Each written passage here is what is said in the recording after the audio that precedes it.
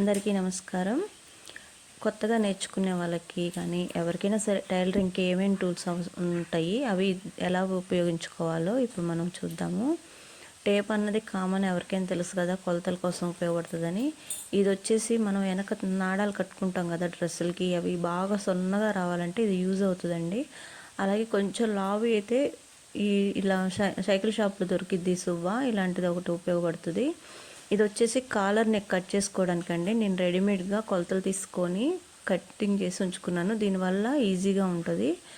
ఇది వచ్చేసి సంక్రౌండ్లు కానీ నెక్కులు కానీ అలా గీసుకోవడానికి. ఇది రోలర్ అనమాట, నేను ముందు చూపిస్తాను ఎలా వాడాలో. ఇది వచ్చేసి వైట్ పెన్సిల్, డ్రాయింగ్కి కత్తెర, ఇంకా కుట్లు ఇప్ప తీసుకోవడానికి కూడా ఉంటుంది. అది నాది ఇరిగిపోయిందనమాట. ఓకే, మామూలు ఇప్పుడు మనం కొలతలు తీసుకుంటాం కదా, కొలతలు తీసుకున్నప్పుడు ఇలా వైట్ పెన్సిల్ వాడటం వల్ల ఉపయోగం ఏంటంటే, మామూలుగా అయితే డీస్ ముక్క అయినా సన్నగా వస్తుంది, కానీ డీస్ ముక్కలు ఇరిగిపోతూ ఉంటాయి. ఇలా వైట్ పెన్సిల్ అయితే మనకి సన్నగా వస్తుంది, అవైలబుల్గా ఉంటుంది. చాప్లీస్తో అయినా గీసుకోవచ్చు, కానీ చాప్లీస్తో కొత్తగా నేర్చుకునే వాళ్ళకైతే కష్టంగా ఉంటుంది, ఎందుకంటే 1/2 ఇంచ్ తేడా వస్తుంది. దానివల్ల కుట్టిన తర్వాత ఫినిషింగ్ బాగోదు. వైట్ పెన్సిల్ ఎక్కడైనా అవైలబుల్గానే ఉన్నాయి ఇప్పుడు. ఆ తర్వాత వచ్చేసి మనకి సంక డౌన్ గీసుకోవడానికి ఈ స్కేల్ ఉంటుంది. ఇది సంక డౌన్కే అని కాదు, బోట్ నెక్కులప్పుడు కూడా ఏదన్నా నెక్ డిజైన్ కూడా ఉపయోగపడుతుంది. అలాగో మనం ముందు వీడియోలో చూపిస్తాను.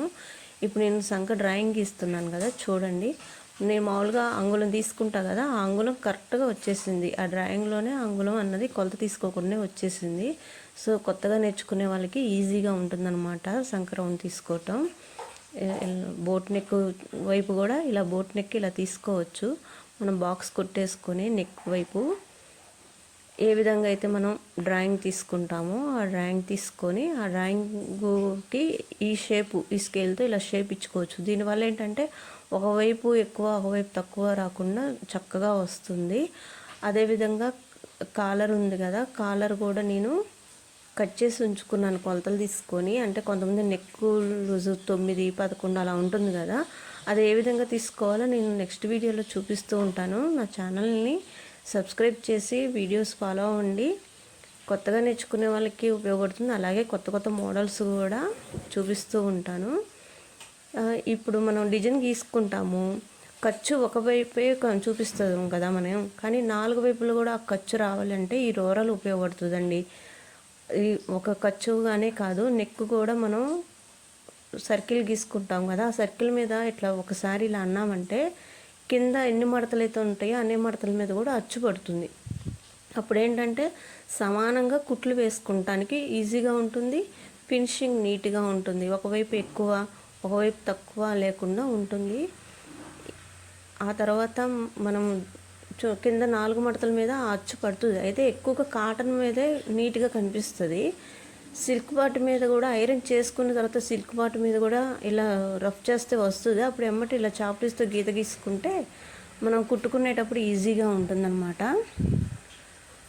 మనం కంపల్సరీ లైనింగ్లు వేస్తాం కాబట్టి లైనింగ్ మీద గీసుకుంటే ఇబ్బంది లేకుండా ఉంటుంది. కొత్తగా నేర్చుకునే వాళ్ళకి టైలరింగ్ క్లాసులు ఉన్నాయి. అదేవిధంగా టైలరింగ్లో కొత్త మోడల్స్ కూడా అప్లోడ్ చేస్తానండి.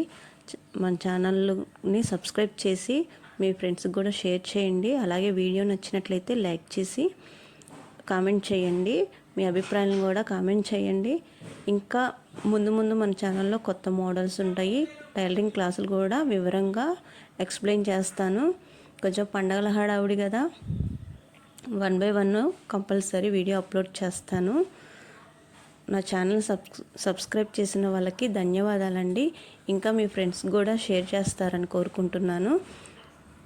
కొత్త సంవత్సరం శుభాకాంక్షలతో. Thank you for watching.